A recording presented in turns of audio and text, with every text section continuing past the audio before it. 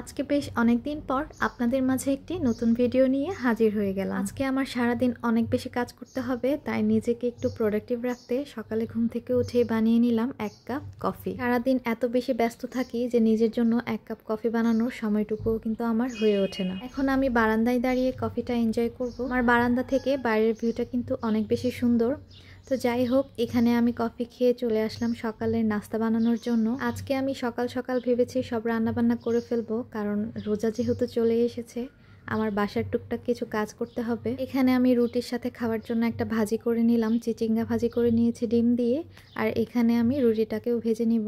পর সকালের নাস্তা কমপ্লিট করে আমি কিন্তু আবার দুপুরের জন্য রান্না বসিয়ে দিয়েছি, আর এর মধ্যেই কিন্তু কারেন্টও চলে গিয়েছে। আমার রান্নাঘরটার সামনে যেহেতু আরেকটা বাসা, যে কারণে আমার রান্নাঘরে তেমন একটা আলো বাতাস আসে না। যাই হোক, রান্না করতে করতে আপনাদের কাছে আরেকটা রিকোয়েস্ট করে ফেলি, সেটা হচ্ছে যে আপনাদের কাছে যদি আমার ভিডিওটা ভালো লেগে থাকে তাহলে প্লিজ আমার ভিডিওতে একটা লাইক করবেন, কমেন্ট করবেন, খুব ভালো লেগে থাকলে শেয়ার করবেন, আর ফলো দিতে কিন্তু একদমই ভুলবেন না। যাই হোক, রান্নাবান্না শেষে আমি কিন্তু আমার ঘরের কাজে নেমে পড়েছি। প্রথমে আমি আমার বেডরুমের মাকড়সাগুলোকে ঝেড়ে নিচ্ছি। আমার বাসাটা যেহেতু রোডের সাথে, যার কারণে প্রচুর পরিমাণে ধুলাবালি রুমে আসে, আর ভয়েস দিতে গেলেও প্রচুর পরিমাণে নয়েজ আসে। তো আপনারা প্লিজ এটাকে একটু ইগনোর করবেন। বিছানার চাদর দেখা যায় আমাকে সপ্তাহে 2 দিন হলেও চেঞ্জ করতে হয়। তো এখানে আমার বিছানা চাদরটা চেঞ্জ করা হয়ে গেলে ভেবেছি আজকে আপনাদের সঙ্গে আমি আমার পুরো বেডরুমের একটা ট্যুর শেয়ার করব।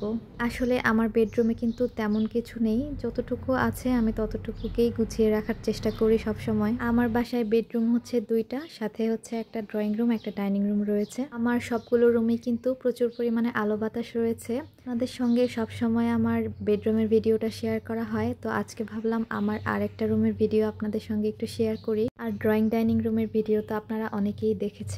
তো যাই হোক, এখন আমি চলে যাব কিচেনে, কারণ আমার আরো অনেক কাজ রয়েছে। এইখানে এই জারগুলোকে আমি ভেবেছি একটু ক্লিন করে দিব, কারণ সামনে যেহেতু রোজা আমাকে অনেক কিছুই টুকটাক রাখতে হবে।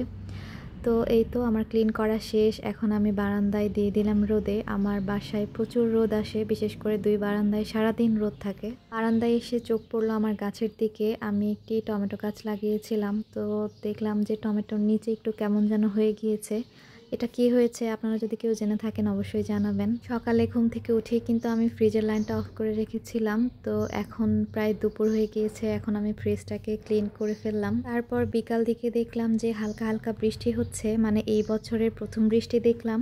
সকালে আমি একটা 5 লিটারের দুধের বোতল ফ্রিজ থেকে নামিয়ে রেখেছিলাম, তো এটা মোটামুটি ছেড়ে গিয়েছে। এখন এটাকে আমি একটা বড় পাতিলে ঢেলে সবগুলো দুধ মিক্সড করে ছোট ছোট বোতলে করে আবার ফ্রিজে রেখে দিব। তারপর বিকালে আবার চলে এসেছিল এসির ইলেকট্রিশিয়ান, কারণ এসি সার্ভিসিং করাতে হবে। শীতের শেষে এবং গরমের শুরুতে 2 বার এসি সার্ভিসিং করা কিন্তু খুবই জরুরি। আপনাদের যাদের এসি আছে তারা অবশ্যই চেষ্টা করবেন 2 বার অন্তত এসিটাকে ক্লিন করতে। তো যাই হোক, এখানে আমি রাতের বেলা ভাবলাম কিছু চিকেন ম্যারিনেট করে রাখি। আজকের ভিডিওটা একটু লং হয়ে গিয়েছে, আপনারা প্লিজ একটু ধৈর্য ধরে আমার পুরো ভিডিওটা অবশ্যই কিন্তু দেখবেন। আজকে তাহলে আর লং করছি না, আপনারা সবাই ভালো থাকবেন, সুস্থ থাকবেন, আমার জন্য অবশ্যই দোয়া করবেন।